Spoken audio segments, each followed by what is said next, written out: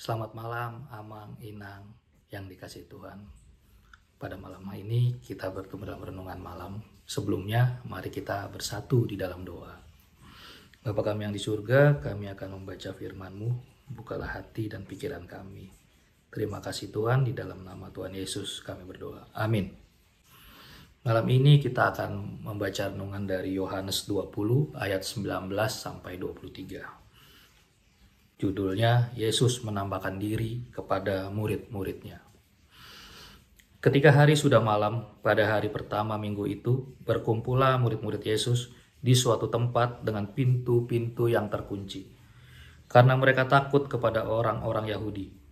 Pada waktu itu datanglah Yesus dan berdiri di tengah-tengah mereka dan berkata, "Damai sejahtera bagi kamu." Dan sesudah berkata demikian, ia menunjukkan tangannya dan lambungnya kepada mereka. Murid-murid itu bersukacita ketika mereka melihat Tuhan. Maka kata Yesus sekali lagi, "Damai sejahtera bagi kamu, sama seperti Bapa mengutus aku, demikian juga sekarang aku mengutus kamu." Dan sesudah berkata demikian, ia menghembusi mereka dan berkata, "Terimalah Roh Kudus. Jikalau kamu mengampuni dosa orang, dosanya diampuni. Dan jikalau kamu menyatakan dosa orang tetap ada, dosanya tetap ada." Amin. Amang Inang yang dikasihi Tuhan, renungan ini kita beri tema, Dia bangkit, Dia juru selamat. Yohanes 20 ini menceritakan tentang kedatangan Tuhan kepada murid-murid yang berkumpul dalam suatu ruangan di balik pintu-pintu yang terkunci, karena mereka ketakutan akan reaksi orang-orang Yahudi. Karena itu adalah hari pertama hilangnya mayat Yesus Kristus dari kubur. Itu hari pertama kebangkitan Tuhan Yesus Kristus. Tiba-tiba tanpa ketukan, Yesus Kristus hadir di tengah para murid. Walaupun tubuh Yesus Kristus adalah tubuh manusia, tapi Tuhan memiliki kemampuan menembus ruang dan waktu. Pasti mengejutkan ketika orang yang kita kenal, yang kita tahu mati, dikuburkan, tapi tiba-tiba hadir di dalam ruangan, satu ruang dengan kita. Mereka syok. Dalam Lukas 24 ayat 37 dikatakan mereka ketakutan dan mereka mengira melihat hantu. Tetapi di sanalah ia datang. Dia datang untuk membuktikan kepada murid-murid keberadaan dirinya saat itu, bahwa dia bangkit. Juga membuktikan bahwa firman-Nya sudah terlaksana dan bukti bahwa siapa dia sebenarnya. Dia datang untuk memberikan bukti yang luar biasa.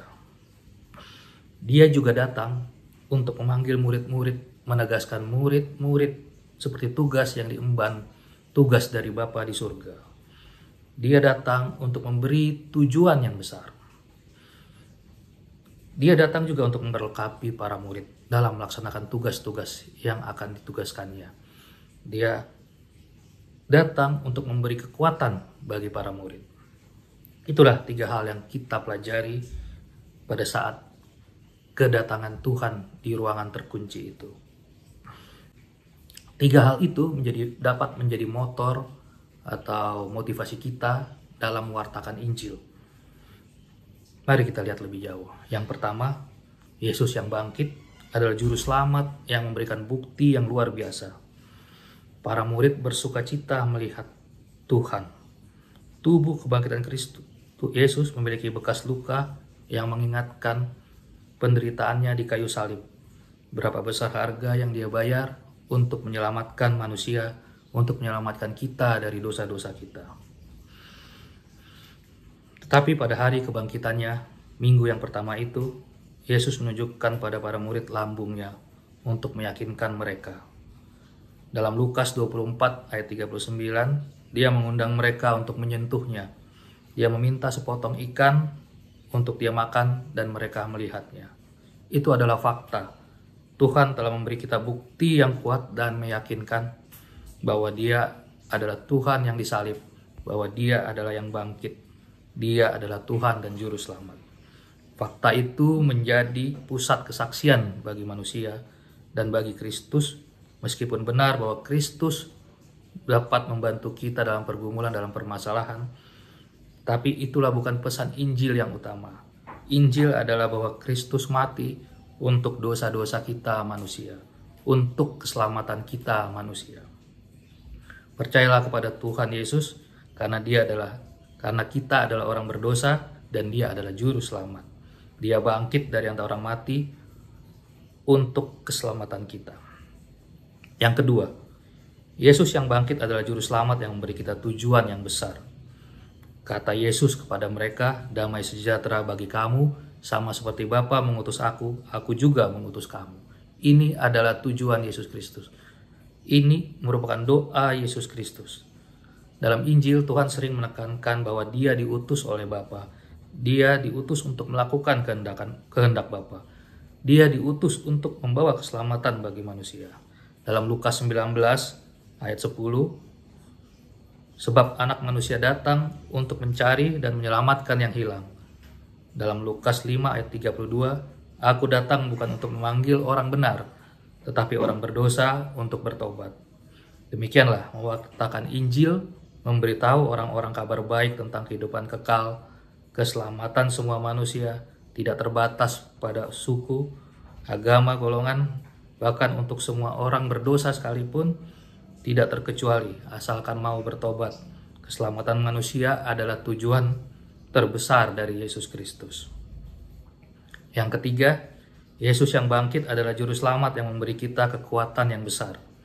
Dan setelah Ia berkata demikian, Ia menghembusi mereka dan berkata kepada mereka, terimalah Roh Kudus.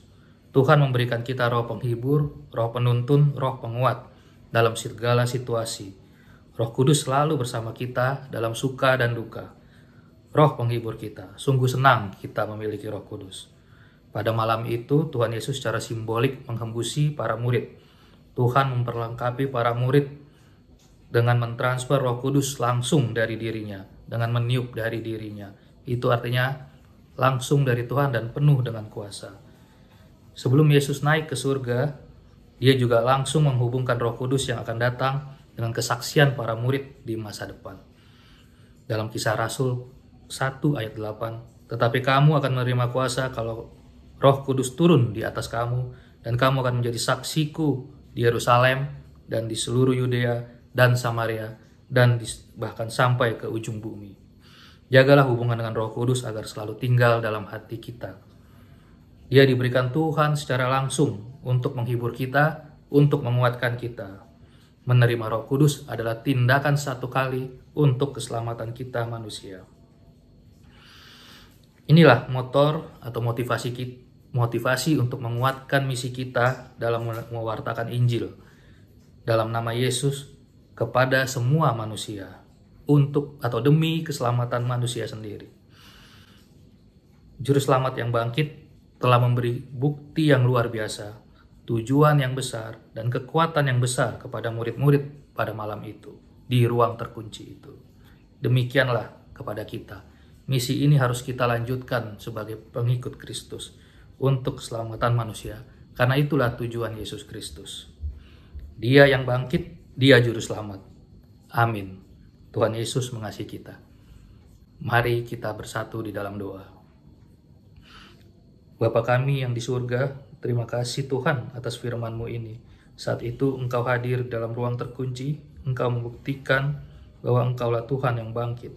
Terima kasih Tuhan atas faktanya itu. Tuhan, semua ajaran-Mu menjadi nyata. Tuhan, terima kasih juga atas Roh Kudus, biarlah selalu menopang dan menguatkan kami dalam dunia ini. Pimpinlah kami dalam hari-hari kami untuk selalu dekat kepada Tuhan. Ya Tuhan, jauhkanlah kami dari mara bahaya, ampunilah dosa dan kesalahan kami. Dan terima kasih Tuhan atas berkat yang selalu Tuhan berikan. Amin.